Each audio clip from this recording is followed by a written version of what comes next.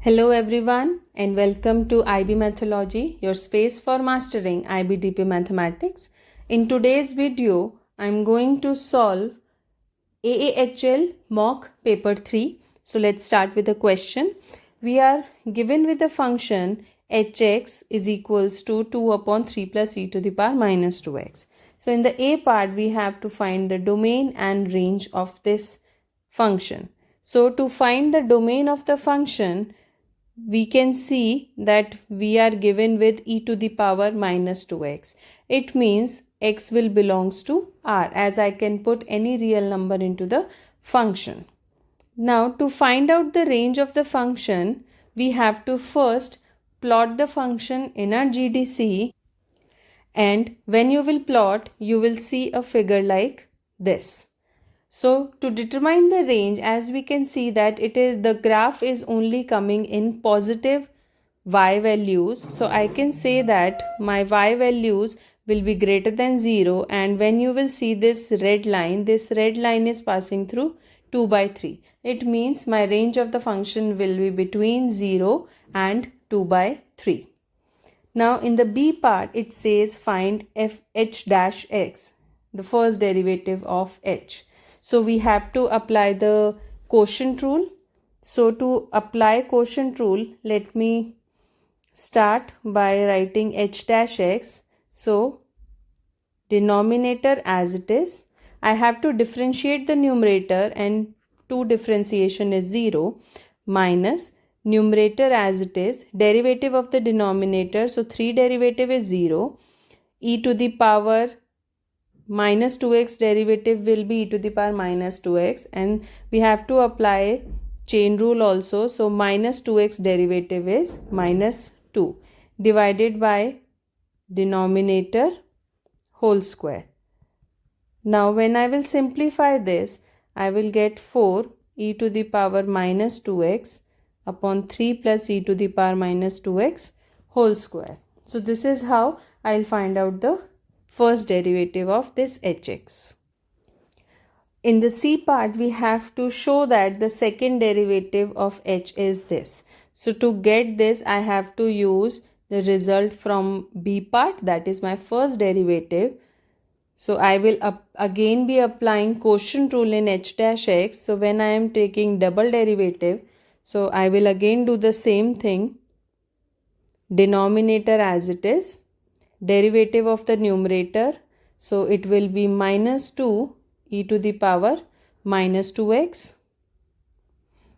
minus the numerator as it is, I will be writing it here, e to the power minus 2x, and derivative of the denominator will be 3, as the 3 derivative is 0, minus again derivative of e to the power minus 2x is this, and since it is power 2, so I have to first apply nx to the power n minus 1, so that will give me answer like this, divided by the denominator whole square, so it becomes power 4. Now after simplification, I will get my numerator as this, multiplied by minus 8 e to the power minus 2x minus, now this will become 2 minus 2 e to the power minus 2x multiplied by 4 e to the power minus 2x, and I have whole divided by 3 plus e to the power minus 2x. Now if I take this 3 e to the power minus 2x and here it is whole square, so if I take it common, so my denominator power will become 3, and I will write this 2 also as 1 because I have taken 1 common, so I can cancel out this, and now I can open the brackets, or I can write it like this only, multiplied by minus 8 e to the power minus 2x. This will become minus 2 e to the power minus 2x, and we are left with minus 8 e to the power minus 2x whole divided by minus 2x to the power 3. Now upon more simplification, I will get minus 8 e to the power minus 2x bracket 3 minus e minus 2x, and denominator will be the same. So this becomes whole cube. So this is what I have to show in the C part. Now in the D part it says at A we have a point where my double derivative is 0. So I have to find the coordinates of that point A. Now since my double derivative is equals to 0, so I can write it like this: 2x 3 minus e to the power minus 2x is equals to 0. So from here I can say that e to the power minus 2x will be equals to 0, or e to the power minus 2x is equals to 3. Now if I take ln on both sides, so it will become e to the power this, and this will become ln 3. So I can apply log properties and I can write it like this. So my x value will be minus ln 3 divided by 2. Once I got my x value, so I can substitute this into the function and I can find my y value. So I will first write what was hx given to me. So that is 2 upon 3 plus e to the power minus 2x. Now I will be substituting x as minus ln 3 divided by 2. So I will be substituting it here, that is e minus 2. Instead of x I will write this is 3 by 2. So this I can write as 2 upon 3 plus this 2 will get cancelled, negative negative will become positive, and e to the power ln 3 is nothing but 3 only, because ln is with base e. So this will become 2 by 6, or I can write it as 1 by 3. So my coordinates of A will be minus ln 3 by 2, that is my x coordinate, and y coordinate is 1 by 3. Now in this part I have to show that A is a point of inflection. So point of inflection occurs where my double derivative changes the sign. Now to change the sign means I have to first find x values, and then I will see where, after putting that x value, where is my double derivative of x changes its sign. So denominator is also positive, is always positive, and e to the power minus 2x is also greater than 0. So I will write what was my double derivative. So this is my double derivative whole divided by 3 plus e to the power minus 2x whole cube. So the sign only depends upon, I will first write sign depends upon 3 minus e to the power minus 2x. So I have to take two cases. So my case 1 will be if my x is less than minus ln 3 by 2. This is the point which I have calculated in my earlier part. So I can write this as, from this I can say that e to the power minus 2x is greater than 3. So 3 minus e to the power minus 2x will be less than 0. So if it is less than 0, hence I can write that my double derivative, which is h double dash x, is always greater than 0. It means it has a positive value, sorry. So it has a positive value. Now in the second case, what if my x value is greater than minus ln 3 by 2? It means e to the power minus 2x will be less than 3. So if it is less than 3, so e to the power minus 2x will be greater than 3. Thus my double derivative will be less than 0. It means at, or I can say around x is equals to minus ln 3 by 2, my sign changes. So A is a point of inflection. Now in the F part we have a line which is tangent to the graph of h at A. We have to find the equation of L and express this equation in y is equals to mx plus c. So to find to write this into y equals mx plus c, we first need the slope. Now to find the slope, first I will write what is my hx. I can write this as minus 2x to the power minus 1 also. So upon differentiation, I got my h dash x as this upon 3 plus e to the power minus 2x whole square, and this will give me the slope. Now to find slope at a, since e to the power minus 2x is equals to 3, so I can say that h dash a will be 4 into 3 upon 3 plus 3 whole square, which will give me an answer as 1 by 3. It means this is nothing but my slope. Once I found my slope, so I can use the point which is minus ln 3 by 2 comma 1 by 3. So now I can use the point slope form. Now the point slope form is y minus y1 is equals to m into x minus x1, where this will be my x1 y1 and this will be my slope. So it will be y minus 1 by 3 is equals to slope is 1 by 3 x plus ln 3 by 2. Now on simplification, I will get x by 3 plus ln 3 by 6 plus 1 by 3. So this is how I'll write this, the equation of y. Now we have to consider the function hx as a upon b plus e to the power minus cx, and we have to find the state the domain and range.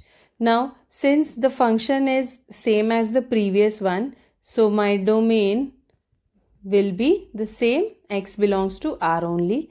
Now if you compare this with the previous one, so I can say that my range will be between a by b, 0 and a by b. So you just have to compare this with the initial function given, and then we can solve the rest of the parts also. Now in h part again, I have to show that the double derivative is this. Now to solve double derivative, I have to first find the single derivative. So I will again be applying quotient rule. So I am writing the denominator as it is, numerator derivative is 0, minus numerator as it is, and my denominator derivative will be this whole divided by e to the power minus cx whole square. Now if you simplify this, it will be minus cx upon b plus e to the power minus cx whole square. Once I find out my single derivative, now I can easily find double derivative by applying the quotient rule again. So this will be my cx is denominator as it is, and this time my numerator derivative will be this minus numerator as it is, and denominator derivative will be 2b plus e to the power minus cx multiplied by the derivative, that is minus c e to the power minus cx, and again whole divided by denominator whole square. It had power 2, so I wrote power 4 here. Now after simplification, my double derivative of h dash x will be e to the power minus cx minus ac square e to the power minus cx. This will be this time whole square.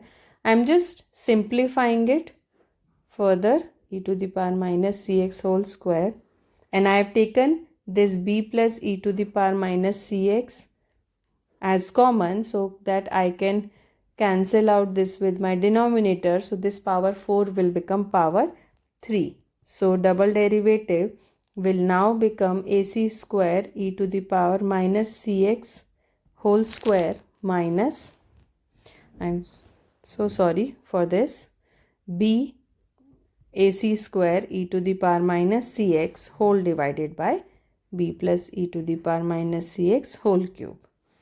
And if you further want to simplify this, you can take this common. So it will be minus cx minus b whole divided by b plus e to the power minus cx whole cube. You can leave your answer here also and you can solve this further also.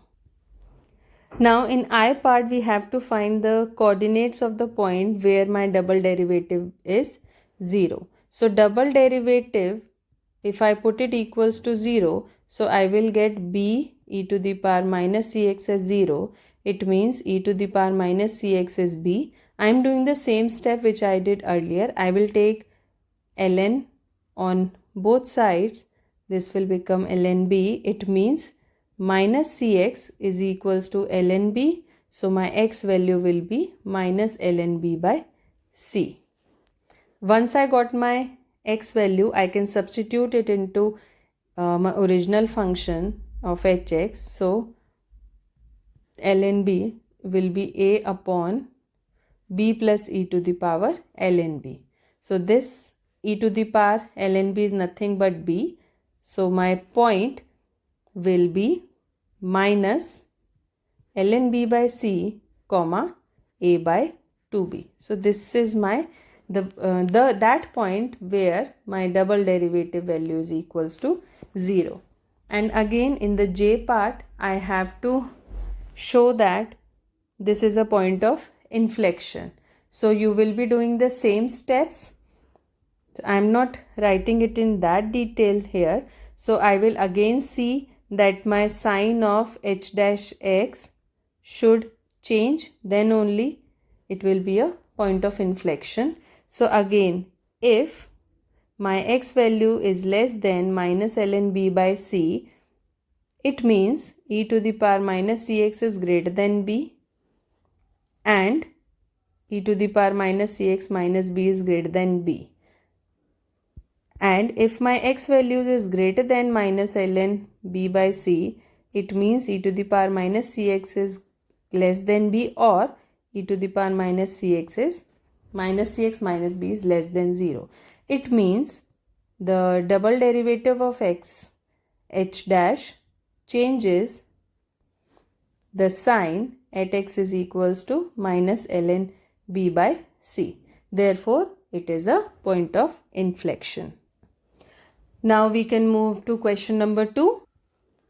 Now in this question, the following graph represents the function y is equals to fx, where x is between minus 3 and 5, and the function has a maxima and minima at these 2 points given to me. Now in a part, the function u and v are defined as u is x minus 3 and v is 2x. So I have to find the range of the composite function u of f. Now before solving, composite function u of f means instead of x in ux, I will substitute fx value. Now to find out what should be this x value, so I will be taking first of all my domain which is given to me. So if I see f value, function value at minus 3 means my y value, so that will be 0. And the same will happen at x is equals to 5. So these two values are 0. Now I have to go to the maxima and minima point. Now the maxima point is f of 3. So because it is given to me as 3 comma 1. So at 3 my answer is 1, and my minima which is at minus 1. So f of minus 1 will be minus 1 only. And we can check the value at 1 also. So f of 1, if you see in the graph, that is equals to 0. We will be using these value to find out the composite functions given in the a part. Now since my ux is x minus 3, so for the first part, which is u of f, means u of fx. So instead of x, I can now write f of minus 3. And I already have f of minus 3 value as 0. It means I have to find u of 0. So if I substitute u of 0 here, so it will be 0 minus 3. It means u of f value is nothing but minus 3. Now again I have to check at minus 1 also. So I will be using this value. So u of f of minus 1 will be, my minus 1 value is minus 1 only, so I have to substitute x as minus 1. So minus 1 minus 3 will be minus 4. Now again at 1 also I have to see. So at 1 my value was 0. It means u0, which I already calculated as minus 3. Again I am left with two values, that is at 3. So at 3 my value was 1. It means I have to find u1. So which is 1 minus 3, that is minus 2. And my last value is u of f of 5. F of 5 value is 0. It means I have to find u0, which is nothing but minus 3. The above working is not necessary, but it can be reasoned that since the range of f is minus 1 to 1, so range of the composite function that is UOF should be from minus 4 to minus 2. You can directly do these calculation and write the answer for the range of first part. Now for the second part I have to do the same thing, but this time I have u of v of f. So if I write this, so I can write u of v of fx. Since my vx is 2x, so I can write that the range of v of x is 2 bracket minus 1, because I have minus 1 and 1 values given to me. So that is minus 2 to 2. So this was range of v of f, but I was asked range of u of v of f. So this should be minus 2 minus 3, because my u was x minus 3, and this should be 2 minus 3, which will give me minus 3 to 5. There is some calculation mistake over here. This can't be minus 3 5. So this will be minus 5 comma minus 1. So I got my range as minus 5 comma minus 1. Now in the third part it says find the largest possible domain of the function f of v of u. So in the same way I did in second part, I will be solving third part. So f of v of u means f of v of ux. So now I have to focus on ux. Now the domain of fx was given to me as minus 3 comma minus 5. So I can say that the range of v of u, it must be between minus 3 and 5. So I can write v of u of x as, my ux was x minus 3, so I will be substituting, and my vx was 2x. So now instead of x it will be 2x minus 3, so which is 2x minus 6. Now I have my this value as minus 3 and 5, so I will be using this. So I can write 2x minus 6 as equals to first as minus 3. So my x value will be 3 by 2, and when 2x minus 6 is equals to 5, my x value will be 11 by 2. It means the largest possible domain, because I had my range, so I can find out domain like this. Domain for f of v of u will be 3 by 2 comma 11 by 2, and since there was equal to sign, that's why I am putting this bracket here. Now in the B first part it says explain why f does not have an inverse. Now the first and the most important condition to find an inverse is it has to be a 1-1 function, but we can write that f is not a 1-1 function, so its inverse will not be possible. We can also accept, or we can also write the reason as since a horizontal line crosses the graph of f at more than one point, like the graph was given to me like this. So if I draw a horizontal line, it cuts at more than one point. So the graph of inverse, which is reflection of f about y-axis, will have the vertical line crosses at more than one point, which can't be possible. So it is not a 1 function and hence it does not have an inverse. Now in the second part, the domain of f is restricted to define a function g so that it has a function g inverse. So we have to find the largest possible domain. Now to solve this, the domain of f needs to be restricted so that g is a 1-to-1 function. So g is a 1-to-1 function means if you see the graph of f, it can be deduced that the largest possible domain of g will be -1 and 3. This you can see from the graph also. Now in the third part, sketch a graph of g inverse x showing y-intercept and stating the coordinates of the endpoint. Now to sketch the curve, since we do not have g inverse x, so we cannot use calculator here. So that's why we have to sketch this function. Now to sketch this function, this is x, this is y. First of all, I had one point given to me as -1, -1 in the main function. So I can take this point as -1, -1. And if you see this, it was going like this. And it was, the maxima was at 3 and it was crossing the x-axis at 1. So this will be my gx function. Now to draw g inverse x, it should pass through 0, 1 and maximum it can go till 3.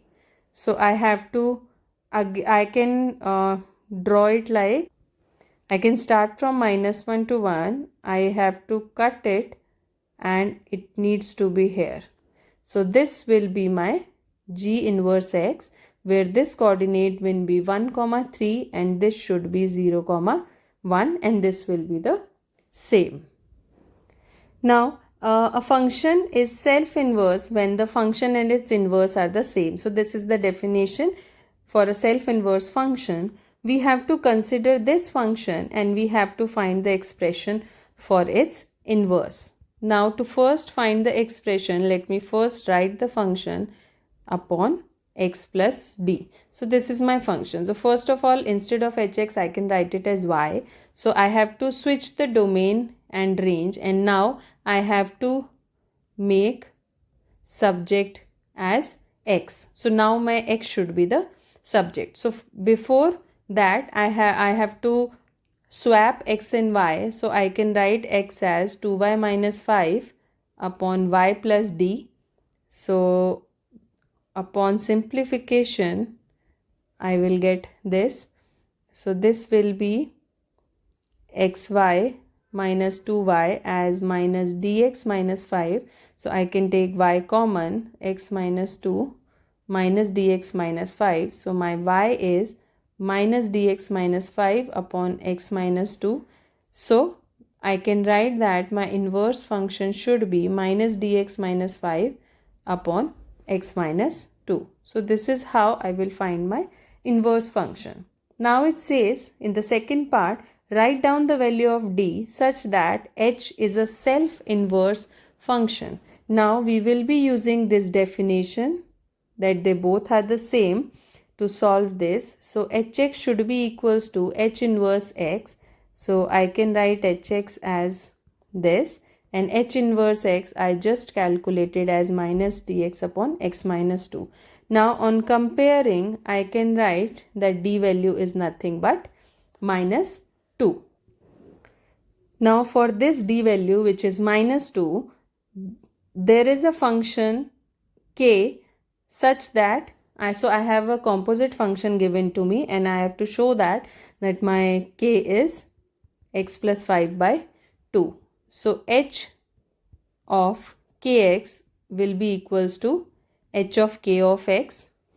So if I first write what was my hx given, so that was 2x minus 5 upon x minus 2, because my d was minus 2. So I can put instead of x kx here. So h of k of x will be 2kx minus 5 upon kx minus 2. And this thing is given to me as 2x upon x plus 1.